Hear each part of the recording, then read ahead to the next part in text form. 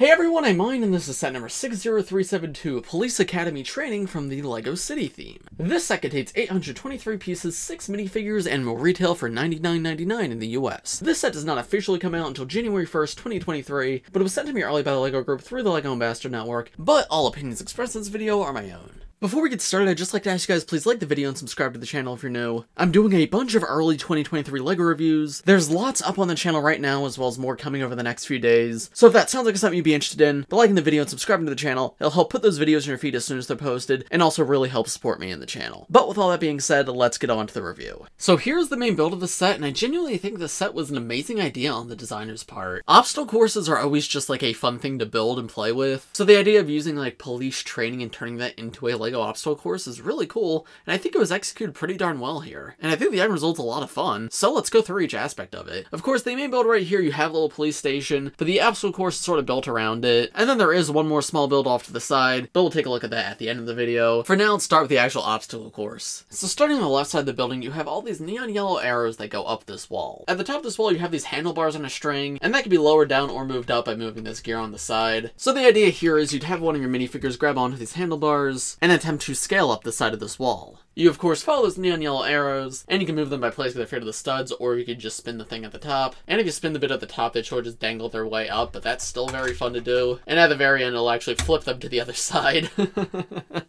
So that is certainly one way to get them to the next part of the course. Up here at this section, you have two more of those yellow arrows, as well as these red bars. Not sure exactly what these red bars are supposed to be. Maybe you're supposed to jump over them, or maybe you're supposed to have your character balance on them. I guess it's up to your interpretation. But then you're supposed to have your minifigure jump across to the following section, which once again has these yellow arrows on the ground. And there's quite a few studs, so there is room to post figures there if you want. But the actual challenge of this area is you're supposed to use this roller coaster piece at the top as monkey bars, and you can attach your minifigure's hands onto those bars and have them sort of climb across without touching the ground. Then when you get to the very end of the section, there's this dark gray piece on a clip that can be removed and placed in the minifigure's hand, and that's to be used to get to the next section because there's a string hanging down, which is meant to be a zip line. So what you do is have your minifigure hold onto that piece, attach it to that black string, and you start them at the top right here, let go, and gravity will take care of the rest. Now, sometimes it's a little funny getting down, but they do eventually get at least close enough, and then you can manually go in there and get them the rest of the way. How easily that minifigure falls depends on the shape of the minifigure, the way you're actually holding this piece, but from my experience, you really don't have any issues, and it's a lot of fun just to have it drop from the top to the bottom. But then once you get down here, there's one final obstacle course. So the minifigure starts with this white platform where you landed. You can see there's another one of those neon yellow arrows right here. If you spin the gear at the back of this build, it'll move this platform, so you would have the platform move to the minifigure could jump onto the platform, and then there's a bunch of obstacles in the way as you move the figure, so you have to imagine them dodging them. The first one, there's a ball behind the back of the wall right here, and if you push in on it, I'd actually move this warning sign and knock a minifigure off. The second is this giant beanbag right here. That one's very simple, you just push down on, knocks a minifigure off. But if you have your minifigure successfully get to the very end, then there's two more platforms which sort of bounce and spin, so they could just be a little loose and you could slip and fall. But you have them jump on the first platform, then the second platform, and then get to the very end. And then at the very end, there's a little stand. It's got a little minifigure head with a police cap on it, so you can pretend that if a character completes this course, they earn the police cap, become an official police officer, and then there's two little sticker flags behind that. But yeah, I think this is very fun, because obviously it works in the context of just police training, but if you want to use this just as an obstacle course for your minifigures, you can also do that. And I know if I had this when I was a kid, I would have found it so much fun. I always liked creating sort of challenges for my minifigures, so a set like this would have been perfect for me. So I really like what they did here. Real quick, taking a look at the back of that section, this is the part that you push in to knock that warning sign out, and then obviously giant beanbag, you just flip like that. But that's about it for the main obstacle course, so now let's move on to the other parts of the build. Because of course, the obstacle course is built around this tiny little police station. You can see there's three big windows on the top floor right there. Then on the bottom floor you have the double doors, then a horse stable, and then a little garage for the ATV. The double doors are the only actual access into the interior. There's also a little printed brick right here that says police. This I believe is meant to be like sirens. And then on the other part of the building there's a brick built badge. This has a sticker with another badge on it, which looks kind of funny. Flower garden out here. And then at the base, as I mentioned, we have the stable and the garage. The stable can be opened up and you can see there's a horse in there. It also comes with a brush and a carrot for it. The carrot's in like this little bag. And taking the horse out, here is the horse built up close. Pretty standard LEGO horse, but still very nice to get. It is the tan one this time around. He does have a little harness on his head, so he's not like a wild horse. And if you've never seen a LEGO horse before, they can move their back legs, so you can have them like standing up like this, or running like this,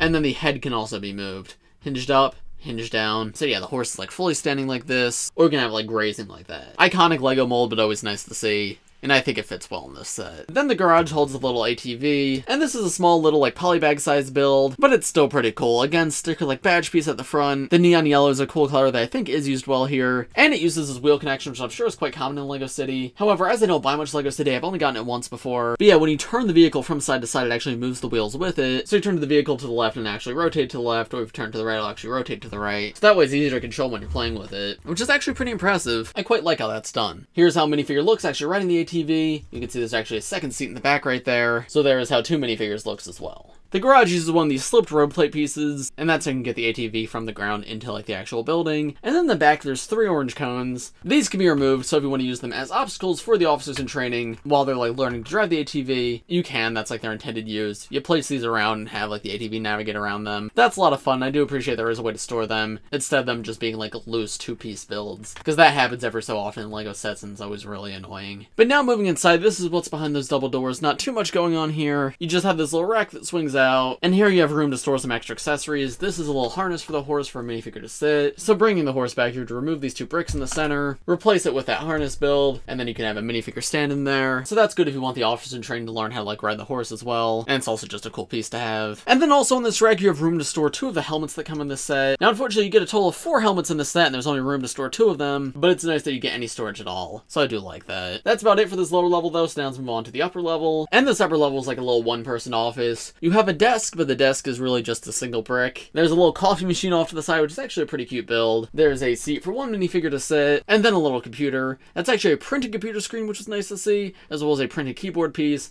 and then a little mouse off to the side. Very simplistic desk build, but I actually think it works pretty well. And then finally for the interior, we have what's probably my favorite room here. This is a little gym. On the left side right here, you have a little boxing mannequin. That's a very fun build. There's some handcuffs at the back, I guess just to have. Not sure why they're in the gym instead of somewhere else, but obviously they fit with the whole police theme. But then there's also a tiny little weight rack with 2 green weights, as well as a bench press, which is actually a really fun build. This weight right here just rests in there like on an actual bench press, and it's a simple build, but it's fairly effective for what it wants to be. And I just really love how that incorporates into the rest of the build. And there's just so much room here, so you can have multiple characters working on it at once if you wanted to. Yeah, this is a super cute part of the build and really well done. I'm actually very happy with it. And then finally, the last thing I want to show at the main police station is these parts are modular. They're able to be removed. There's these little connector pieces between each section. You can see, for example, I took out the last part of the obstacle course right now just to make it easier to see, but the roof part can also be removed on both sides, as well as the top floor, and then both parts of the bottom floor can also be separated if you want. So yeah, it makes it very easy to access the interior. I wish some parts of the interior were more fleshed out. I think the gym is perfect, but the other rooms are just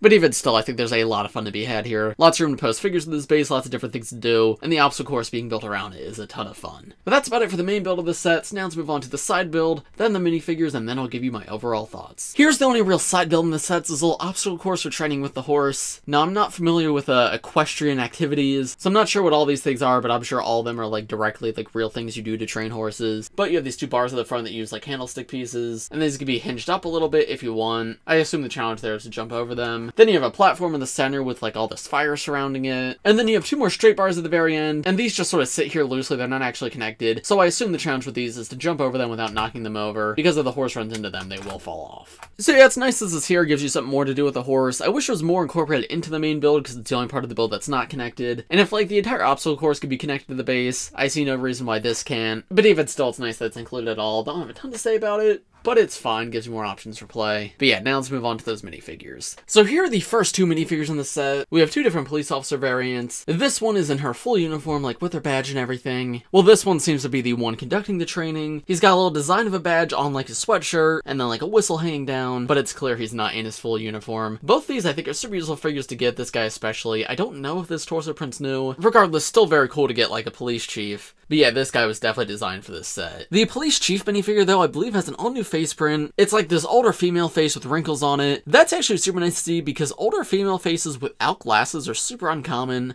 So it's nice to have a new one to add because I think before like 2 years ago, none existed at all, like in yellow skin tone. So I'm happy to see that's finally here. There's actually quite a few this wave. And yeah, I think that fits her great. In terms of hairpiece, she comes with a blonde bun, which is alright, I guess. Nothing all too exciting, but it works for her. But if you want to remove that, she also has an extra of a police cap, so that way she can fully be in her uniform. And this is a second of the police cap. It's not the same one that comes like on the build of the set, so you get a total of 2 of those in this set. But then the officer with a whistle has a really interesting face print, these really like crazy eyebrows, super wide happy smile, and then he reuses like the Peter Venkman hairpiece. Again, very simple back torso print. They both have it, but it's hardly there. And then taking that hairpiece off, you can see his alternate face, which is also super funny. He's just sort of scowling at something. Maybe one of the officers in training like really messed up. I don't know, but that's a very funny expression, so full of personality. I love getting that here. All around, LEGO City figures are usually on the simpler side, because they are just supposed to be people in normal outfits, but I think both these two are still quite good, fit what they need to well, and I'm happy to get them here. That whistle print especially I think is super cool. Then the rest of the figures in the set are all officers in training, so they all have the exact same torso print and leg piece combination, just unprinted dark blue legs, and then like this sweatshirt with the police logo in the center. But that makes sense for them to all have the same torso print, and I believe it's new for this set, and while it's simple, it is a very nice one to get. Fits them perfectly, and it's a cool new take on LEGO Police I don't believe we've seen before. Like the officers in training, I think that's a lot of fun. So the only difference between all these figures is the face prints and hair pieces, and they are quite varied. So the first one, we have this female figure here who has like these teal glasses, a very cool color for the ponytail hairpiece, though of course the ponytail itself is not new.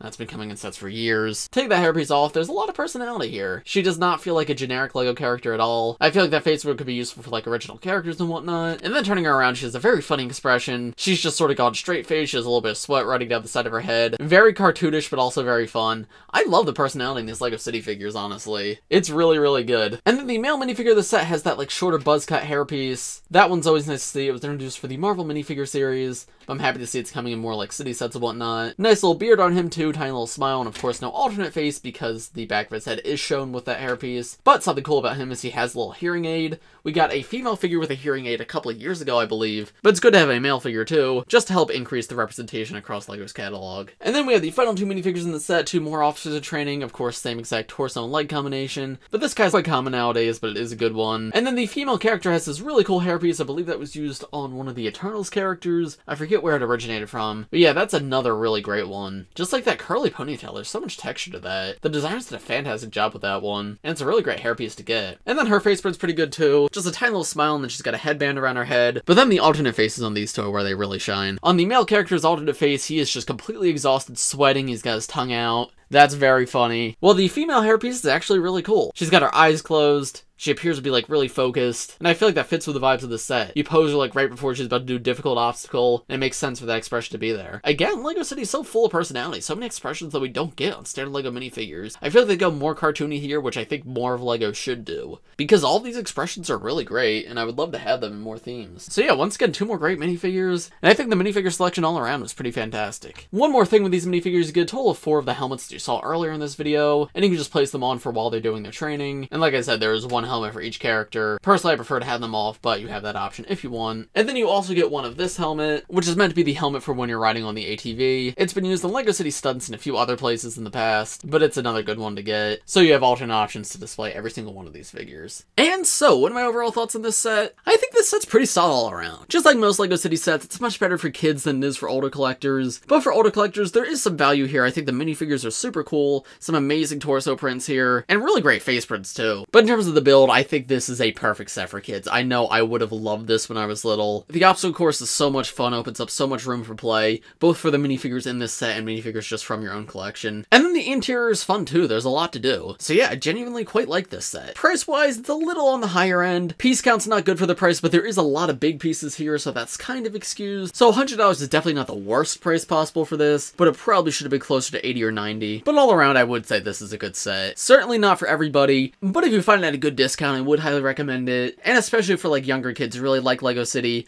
I think this is probably one of the most fun sets they put out in a long time. But those are just my thoughts. Let me know what you guys think of the set in the comments below. If you enjoyed this video, please press like, subscribe to the channel if you're new. As I mentioned at the beginning of this video, I'm doing a bunch more early 2023 reviews coming very, very soon, including more LEGO City as well as Ninjago, LEGO Fred's, LEGO Super Mario, and I have a bunch of others up on the channel right now. So if any of that sounds like something you're interested in, and you enjoyed what you saw in this video, by liking and subscribing, I'll help put those videos in your feed as soon as they're posted, and also really help support me in the channel. But as for this video, I think it's about all I have to say, so thanks for watching everybody, and I will see you all in the next one. Bye!